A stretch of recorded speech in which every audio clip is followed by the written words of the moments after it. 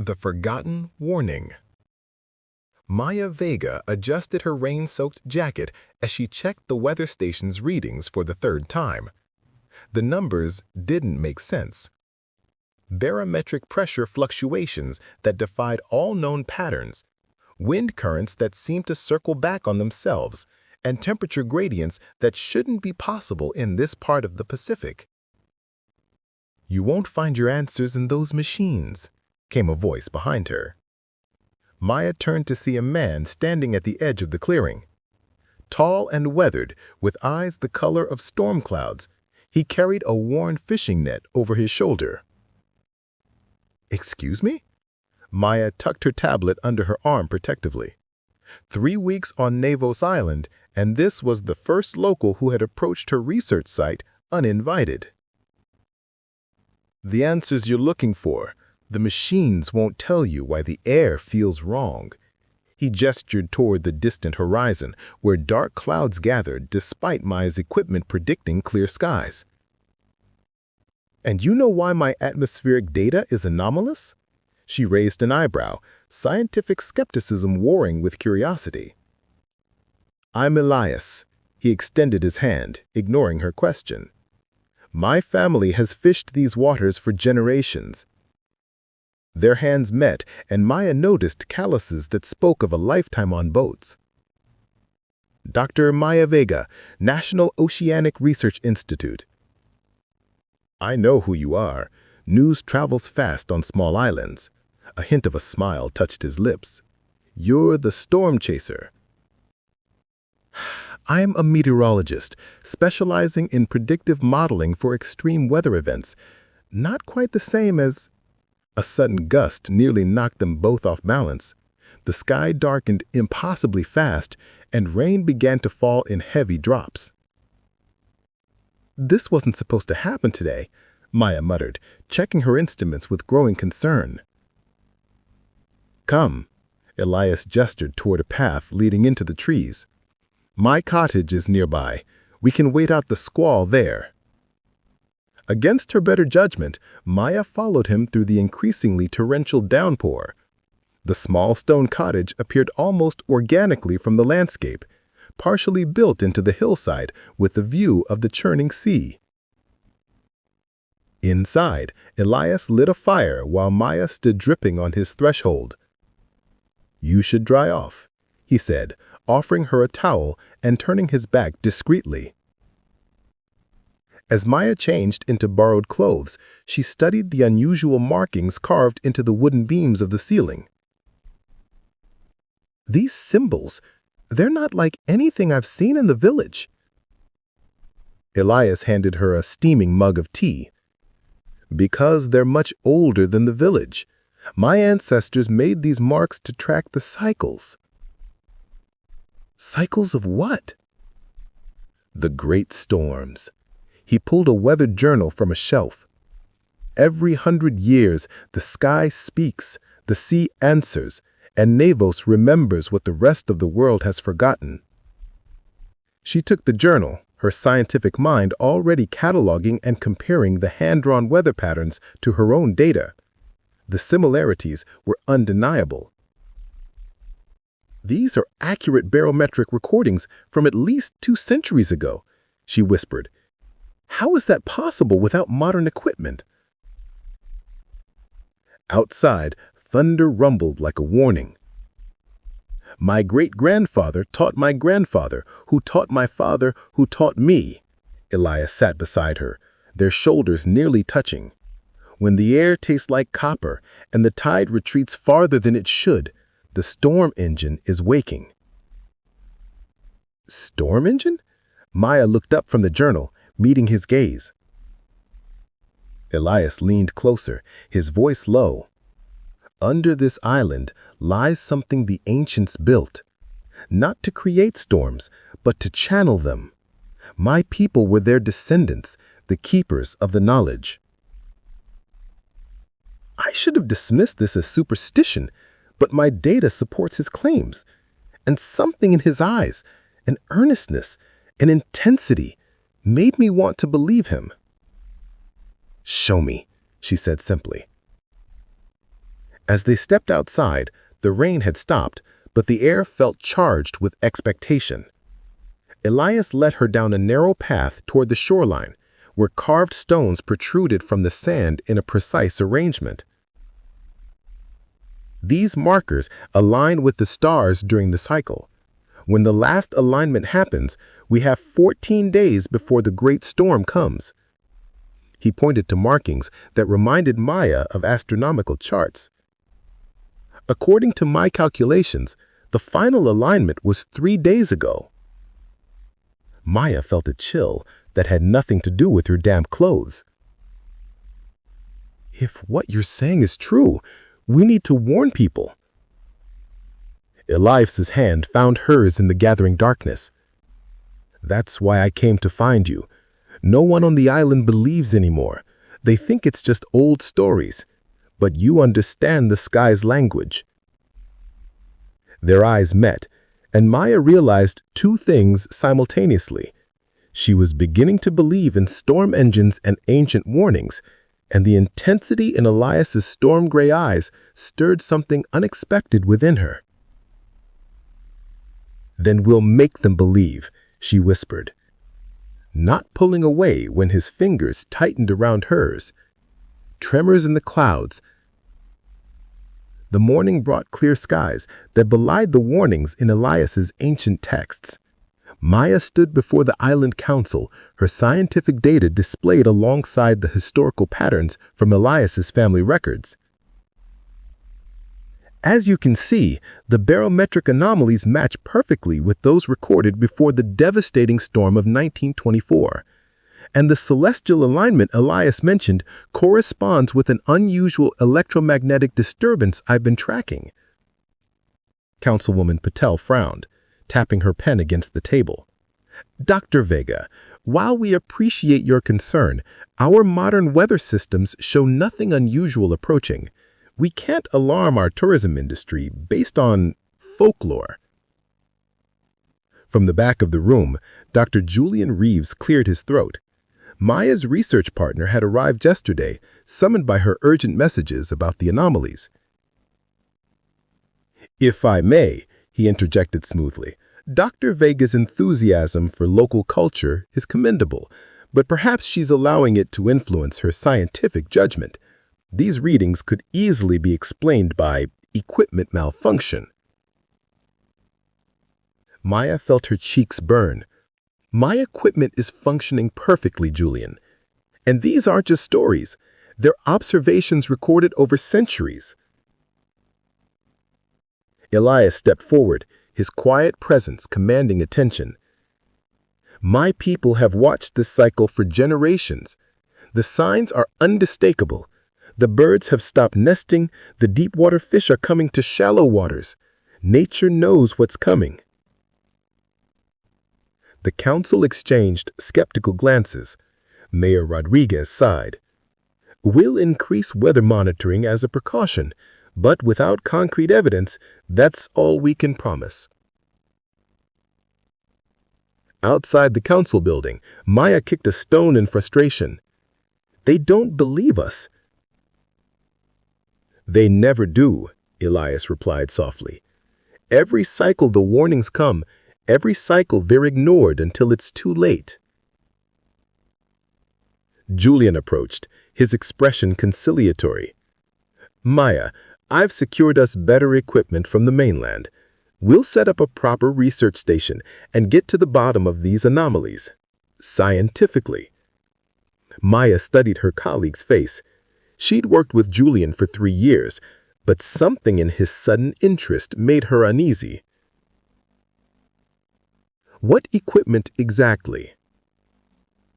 "Ground-penetrating radar, for one thing. If there really is some ancient storm engine beneath the island, we should find it, right?" Later, as they walked along the beach, Maya showed Elias a small cove hidden by rocky outcroppings. "This is my family's special place," he explained, leading her to where natural hot springs emerged from the rocks, creating steaming pools at the ocean's edge. "It's beautiful," Maya breathed, watching the sunset paint the water gold. The ancients believed these waters have healing properties, something about the minerals and the energy from below. Elias sat beside a pool and rolled up his pants to dip his feet in. Maya joined him, the warm water soothing her tired legs. "Julian doesn't believe us, you know. He's just humoring me." "Does that bother you?" Elias asked, studying her face in the fading light. "It should. We've been colleagues forever, and I've always valued his opinion. But," she trailed off, surprised by the realization, "I trust what we found together more than his doubts." Their eyes met, and Maya became acutely aware of their shoulders touching, the warmth between them. The hidden chamber. The third tremor was strong enough to knock items from shelves. Maya's equipment registered electromagnetic pulses unlike anything in recorded meteorological data. The islanders, finally concerned, began preparing emergency supplies. "The readings are coming from here," Maya said, pointing to a spot on the map where the ancient stone markers created a pattern. She and Elias had been triangulating the source of the disturbances for days. Elias nodded grimly. The entrance was sealed after the last cycle. The elders believed something should remain buried. They hiked through dense jungle until they reached a cliff face, partially hidden by vegetation. Ancient symbols, similar to those in Elias's cottage, were carved into the rock. "My grandfather spoke of this place," Elias murmured, tracing the weathered markings. "The doorway to the heart." After hours of searching, they discovered a narrow crevice. Squeezing through, they found themselves in a tunnel that sloped downward, its walls smooth and unlike natural formations. "This wasn't carved by hand," Maya whispered, running her fingers along the unnaturally cool surface. Her flashlight revealed more symbols, etched at regular intervals. The tunnel eventually opened into a vast chamber that took their breath away. The ceiling soared 30 feet above them, covered in luminescent crystals that provided a soft blue light. In the center stood a structure that defied explanation, a perfect sphere about 12 feet in diameter, hovering inches above a pedestal of the same material as the walls. "The storm heart," Elias breathed. The sphere pulsed with internal light, patterns swirling within it like clouds in miniature. Around the pedestal, intricate mechanisms of unknown metal formed concentric circles embedded in the floor. "This is impossible," Maya said, her scientific mind struggling to process what she was seeing. "This technology, it's beyond anything we have now, let alone centuries ago." "My people always said our ancestors came from beyond the stars," Elias replied quietly. "I never fully believed it until this moment." As they approached the sphere, it pulsed brighter, responding to their presence. Maya's instruments went haywire, then died completely. "It's drawing power," she realized, "growing stronger." They spent hours documenting everything, Maya taking notes, while Elias translated the symbols around the base of the pedestal. "It says the heart channels the natural energy of storms, not creating them, but directing them, amplifying them." "But why?" Maya asked, circling the mysterious device. "Protection, perhaps, or power." Elias continued reading. "There's something here about harmony and discord. When in harmony, it shields. When in discord, it destroys," came Julian's voice from the tunnel entrance. "How did you find this place?" Maya demanded. Julian smiled thinly. "I followed you, of course. You've been acting so secretive." He approached the sphere, his expression rapacious. "Do you understand what this is? Clean energy beyond our wildest dreams, the power to control weather itself." "It's not meant to be controlled," Elias warned. "The ancients sealed it because the cycle had become unpredictable." Julian ignored him, setting up equipment around the sphere. "Imagine the applications: ending droughts, diverting hurricanes, or creating them. The military applications alone. That's why you came so quickly when I reported the anomalies. You weren't interested in my research at all. On the contrary, your research led me right where I needed to go." Julian checked his instruments. "The energy readings are off the charts. With the storm building above, this device is charging. We need to extract it before it fully activates." "You can't move it," Elias said firmly. "The consequences." "Your superstitions don't concern me," Julian cut him off. "This discovery will revolutionize everything we know about energy manipulation." As they argued, the sphere pulsed more intensely, and a tremor stronger than any before shook the chamber. Dust and small stones rained from the ceiling. "It's responding to the conflict," Maya realized, just like the text said, harmony and discord. Julian ordered his team to begin preparations for removing the sphere, refusing to listen to warnings. In the growing chaos, Elias pulled Maya aside, his expression grave. "There's something I haven't told you. My family isn't just descended from the keepers of this knowledge. We're bound to it by blood. The storm heart responds to us." As if confirming his words, when Elias approached the sphere, the chaotic patterns within calmed slightly. "We need to get Julian out of here before he makes things worse," Maya whispered, watching her former colleague with new understanding. "And we need to learn how to quiet the heart before the storm reaches its peak." Outside, the sky had turned black as midnight, though it was only afternoon. The countdown had reached 8 days, but Maya feared they might not have that long. Awakenings.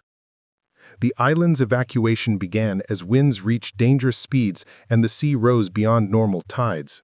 Military ships arrived to transport residents to the mainland, but nearly 100 people remained, some to protect their homes, others because they'd waited too long. In the chamber beneath the island, Maya had not seen daylight for 3 days.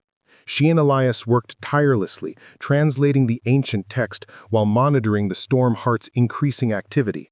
Each hour brought stronger pulses of energy and more violent tremors above. Julian's team has established a base camp at the entrance. They're bringing in more equipment, something that looks like containment vessels. Kira reported, a graduate student who had sided with Maya against her supervisor. I rubbed my tired eyes. He still thinks he can harness this power. She turned to Elias, who sat cross-legged before the sphere, eyes closed in concentration. Any progress? Elias opened his eyes, a blue glow of the sphere reflected in them. I can feel it responding, but it's like trying to calm a frightened animal. It senses danger. Julian, Maya concluded, his intentions are creating discord. The chamber shook with another tremor, stronger than before. A crack appeared in one wall and water began to seep through more quickly. The chamber is compromised, Kira shouted over the rumbling. We need to leave. Not without securing the sphere, Julian insisted. As if responding to the chaos, the sphere pulsed erratically, sending waves of energy that made the air crackle. Above them, through the cracks now spreading across the ceiling, they could hear the roar of the storm reaching unprecedented fury. In the confusion, Elias slipped away from Julian's guards and approached the sphere. Placing both hands on the surface, he closed his eyes in deep concentration. The effect was immediate. The chaotic pulses slowed, the patterns within the sphere becoming more organized. The tremors eased slightly. Stop him, Julian ordered, but another surge of energy from the sphere knocked his guards back. Maya hurried to Elias's side. What are you doing? What my ancestors did, he said, attempting to restore harmony, but it needs more than just contact. It needs intention, connection. He opened his eyes, looking at her with unexpected vulnerability. It needs both of us, science and tradition, together. Understanding dawned on Maya. The ancients had created a system that required both technical knowledge and a genetic key, a safeguard against misuse. Tell me what to do, she said, meeting Elias's eyes as water continued to rise around them. When skies clear. Water surged around them as the chamber continued flooding. Maya and Elias remained focused on the storm heart, which now pulsed in rhythm with their combined heartbeats. The chaotic energy patterns had stabilized into flowing streams that reminded Maya of wind currents. It's working, she gasped, feeling the sphere warm beneath her palms. The tremors are subsiding. Elias nodded, his face illuminated by the now golden glow emanating from the device. We're not stopping the storm. We're bringing it back into its natural pattern.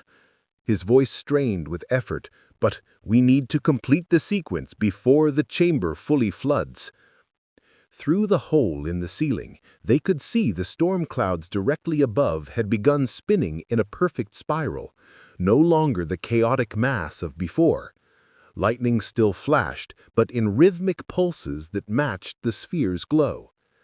The water had reached their chests when Julian reappeared with two guards who had somehow survived the flood. He clung to a piece of equipment floating on the surface. "Step away from the sphere," he commanded, though his authority was undermined by his bedraggled appearance. "This discovery belongs to science, not superstition." "This is science," Maya called back, "just beyond our current understanding.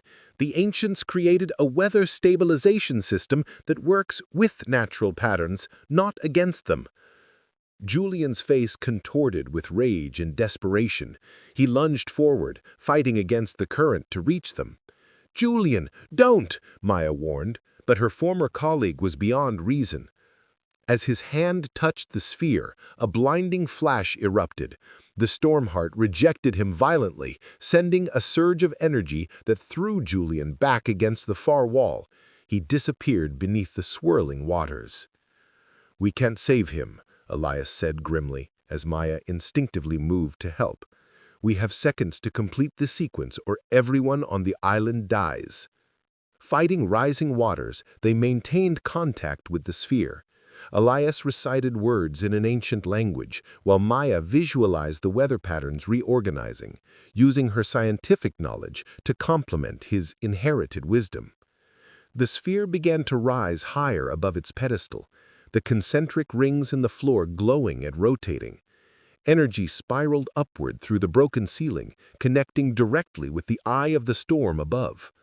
A final, massive surge of water filled the chamber completely. In the last moment before submersion, Elias pulled Maya close, their faces inches apart. "Trust the heart," he whispered, and then the waters closed over them. Maya expected to drown, but something extraordinary happened. The water around them began to glow with the same golden light as the sphere, and she found she could breathe normally. The sphere had created a protective bubble around them. Through the clear water, they watched in awe as the Stormheart completed its transformation. No longer a sphere, it expanded into a complex geometric structure that seemed to exist in more dimensions than should be possible. Energy flowed through and around it in perfect harmony. Above, through the ceiling breach, they could see the storm dispersing, clouds unwinding like a clock being turned backward. Sunlight began to penetrate the water in golden shafts. The pressure changed suddenly, and Maya felt herself being propelled upward. She and Elias were carried by a column of water that shot through the opening, emerging into open air nearly 100 feet above the island. For a breathtaking moment, they hung suspended, witnessing the storm's dissolution from above. The island below showed damage, but remained largely intact. Then gravity reasserted itself, and they began to fall, only to be caught by swirling winds that deposited them gently on the beach. They collapsed on the sand, coughing and gasping, as the last of the strange clouds dissipated to reveal a perfect blue sky. "We did it," Maya said in disbelief. "The calibration worked." Elias nodded, exhausted but smiling. "Not destruction, transformation. That's what my ancestors intended." He looked toward the ocean where the entrance to the chamber had been. "The heart isn't a weapon to be controlled. It's a partner in maintaining balance." Rescue teams found them hours later. The storm had caused damage around the island's coasts, but nothing like the catastrophe predicted. Julian's body washed ashore the following day, along with pieces of advanced equipment that government agencies quickly confiscated.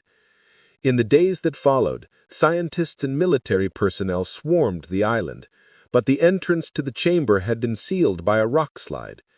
Ground-penetrating radar showed the entire underground structure had rearranged itself, with the Stormheart now nestled deeper beneath the island's core. "They won't find it," Elias told Maya, as they sat on his porch a week later, until it wants to be found again. Maya leaned against him, watching the sunset paint the now calm sea. I've been offered a permanent research position here to monitor the unusual meteorological patterns of the region. And will you accept? He asked, his arm tightening around her waist. She turned to face him, seeing her future in his storm-gray eyes. Someone needs to be here for the next cycle, someone who understands both the science and the story. The keeper of knowledge needs a partner, he agreed, his fingers intertwining with hers.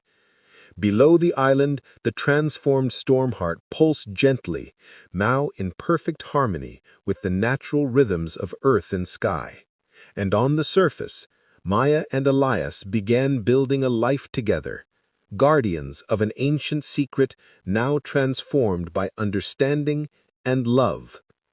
The islanders would rebuild, as they had after every great storm, but this time with new knowledge passed down from those who had witnessed the awakening and transformation of the Stormheart beneath their feet.